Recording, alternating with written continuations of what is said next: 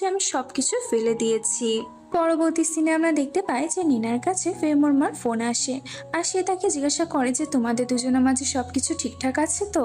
আর শোনো, ফেমো যদি তোমার সাথে রুড বিহেভ করে তাহলে তুমি সবকিছু একটু সহ্য করে নেওয়ার চেষ্টা করো। কিন্তু নিনা তো রাগের আগে ফেমোর ব্যাপারে অনেক বদনাম করে দেয় আর বলতে থাকে যে ওর মধ্যে তো ভদ্রতা বলতে কিচ্ছু নেই, ও শুধু উঠতে বসতে আমাকে ইনসাল্ট করতে পারে।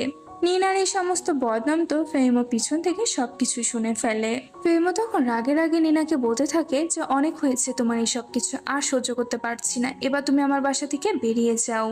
নেনা তো তখন কথায় কথায় ফেমোর দিকে তার হাতে থাকা আপেলটি ছুঁড়ে মারে, যেটি গিয়ে সোজা ফেমোর বুকে লাগে, যার ফলে তো ওর নিঃশ্বাস নিতে সমস্যা হচ্ছিল। কিন্তু নেনার কাছে মনে হয় যে ও হয়তো অ্যাক্টিং করছে। তবে আসল কথা তো হচ্ছে এইটাই যে অতিরিক্ত খাবার খাওয়ার জন্য ফেমোর পেটে ব্যথা শুরু হয়ে গিয়েছিল, কারণ তার পেটে অতিরিক্ত খাবার সহ্য হতো না।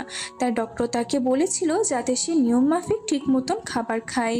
নিনা যখন বুঝতে পারে যে ফেমো আসলে অ্যাক্টিং করছে না, তার সত্যি অনেক কষ্ট হচ্ছে, সে তখন তাড়াতাড়ি ডক্টরকে ফোন দিয়ে ডেকে নেয়। ডক্টর যখন এসে ফেমো চেক আপ করে তখন সে নিনাকে জানায় যে ফেমোর এই পেটে ব্যথা হয়েছে কারণ সে অতিরিক্ত খাবার খেয়ে ফেলেছে। এটি শোনার পরে তো নিনা বুঝতে পেরে যায় যে ফেমো সেই সমস্ত খাবারগুলো খেয়ে ফেলেছিল যেগুলো নিনা তার জন্য ভালোবেসে বানিয়েছিল। এরপর থেকে নেনা তো ফেমোর অনেক বেশি যত্ন নেওয়া শুরু করে। যখন ফেমোর জ্ঞান ফিরে আসে তখন নেনা তো অনেক বেশি খুশি হয়ে যায়। কিন্তু জ্ঞান ফেরার পরেই তো ফেমো সর্বপ্রথম টয়লেটে যাওয়ার ছিল। নিনা তখন নিজে ফেমোকে টয়লেট পর্যন্ত নিয়ে যায়। আর সে নিজে দরজার বাইরে থেকে ফেমো স্যালাইনের বোতল ধরেছিল, কারণ ফেমো স্যালাইন চলছিল। কিছুক্ষণের মধ্যে তো ফেমোর মা ফেমোর বাসাতে আসে।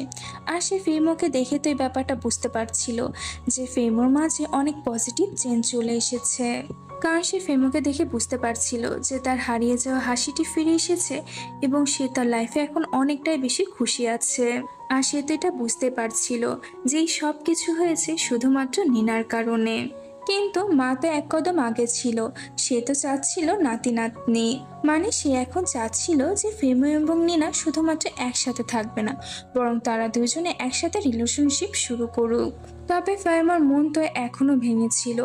এক্স